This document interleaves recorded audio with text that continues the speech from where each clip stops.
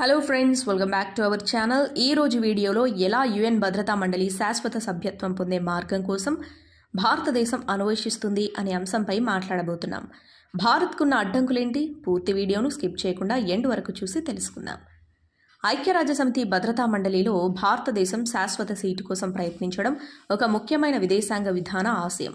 దేశం యొక్క ఆకాంక్ష 1990ల ప్రారంభంలో ఉంది. 1998లో దేశం అణు విస్ఫోటనం జరిగినప్పటి నుండి ఈ అన్వేషణ భారతదేశానికి దౌత్యపరమైన ప్రాధాన్యతగా ఉంది.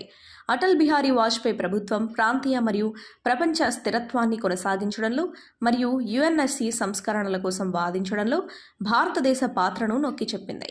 గణనీయమైన పురోగతి ఉన్నప్పటికీ శాశ్వత సభ్యత్వం కోసం భారతదేశం యొక్క బిడ్ పురోగతిలో ఉంది.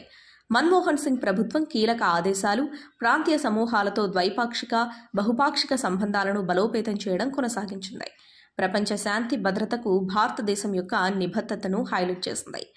భారతదేశం యొక్క ప్రధానమంత్రి నరేంద్ర మోదీ దాని విస్తరిస్తున్న భౌగోళిక రాజకీయ ఆశయాలతో దౌత్య ప్రయత్నాలను సర్దుబాటు చేస్తూ శాశ్వత యుఎన్ఎస్సి సీటు కోసం దాని అన్వేషణను పునరుద్ధరించారు. దాని చేరిక అభివృద్ధి చెందుతున్న దేశాల ప్రయోజనాలకు ప్రాతినిధ్యం వహిస్తుందని మరియు సమకాలీన భౌగోళిక రాజకీయ ప్రకృతి దృశ్యానికి అనుగుణంగా ఉంటుందని భారతదేశం వాదిస్తుంది. దాని విస్తరిస్తున్న ఆర్థిక వ్యవస్థ మరియు రాజకీయ ప్రభావం శాశ్వత సీటుకు అర్హమైనదని, ప్రపంచ భద్రతా విషయాలపై సమర్థవంతమైన నిర్ణయం తీసుకోవడాన్ని మరియు ప్రాంతీయ స్థిరత్వాన్ని పెంపొందించడానికి వీలు కల్పిస్తుందని కూడా ఇది వాదించింది. అయినప్పటికీ శాశ్వత యుఎన్ఎస్సి సభ్యత్వం కోసం భారతదేశం బలమైన అడ్డంకులను ఎదుర్కొంటుంది. 5 శాశ్వత యుఎన్ఎస్సిలలో యుఎస్, రష్యా, ఫ్రాన్స్ మరియు యూకే భారతదేశం యొక్క చేరికకు మద్దతిచ్చాయి. చైనా మద్దతు ఇవ్వలేదు మరియు భారతదేశ వీటో అధికారం ప్రపంచ భద్రతపై దాని ప్రభావం గురించి సభ్య దేశాల మధ్య రిజర్వేషన్లు.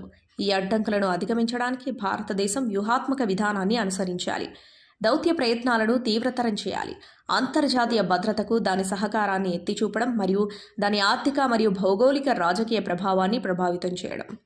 ఇది ఫ్రెండ్స్ ఈ రోజు వీడియో. మీ అభిప్రాయాన్ని కామెంట్లో తెలపండి. అలాగే మా ఛానల్ను లైక్, షేర్ అండ్ సబ్స్క్రైబ్ చేయండి. Thank you.